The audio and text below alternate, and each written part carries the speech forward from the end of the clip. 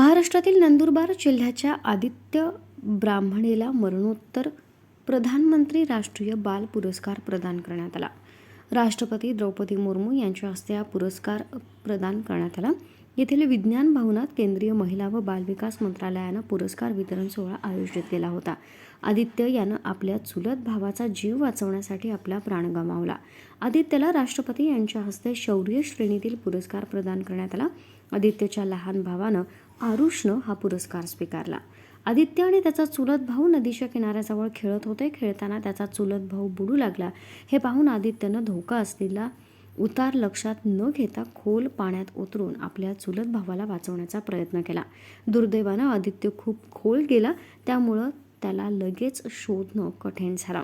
आदित्यचा प्रयत्न व्यर्थ गेला आणि त्याचा बुडून मृत्यू झाला. मात्र कठीण प्रसंगात आपलं अतुलनीय शौर्य दाखवलं. त्याच्या या शौर्यपूर्ण प्रयत्नाबद्दल त्याला मरणोत्तर शौर्य पुरस्कार देऊन सन्मानित करण्यात आला. आदित्य ब्राह्मणेनं आपल्या चुलत भावाचा जीव वाचवण्यासाठी आपला प्राण गमावला. हा त्याचा शौर्यपूर्ण प्रयत्न आहे. या प्रयत्नाबद्दल त्याला मरणोत्तर शौर्य पुरस्कार देऊन सन्मानित करण्यात आलं. प्रधानमंत्री बाल राष्ट्रीय पुरस्कार असामान्य क्षमता आणि अतुलनीय कामगिरी करणाऱ्या मुलांना दिला जातो. शौर्य, कला आणि संस्कृती, पर्यावरण, नवोन्मेष, विज्ञान आणि तंत्रज्ञान, समाजसेवा आणि क्रीडा या श्रेणीमध्ये उत्कृष्ट कामगिरी करणाऱ्या 5 ते 18 वर्ष वयोगटातील मुलांना हे पुरस्कार प्रदान झाले. प्रत्येक पुरस्कारार्थीला पदक, प्रमाणपत्र आणि प्रशस्तीपत्र असे या पुरस्काराचं स्वरूप आहे. यंदाच्या प्रधानमंत्री राष्ट्रीय बाल पुरस्कारासाठी देशातील 18 जिल्ह्यांमधून असामान्य कामगिरी करणाऱ्या 19 मुलांची निवड करण्यात आली होती.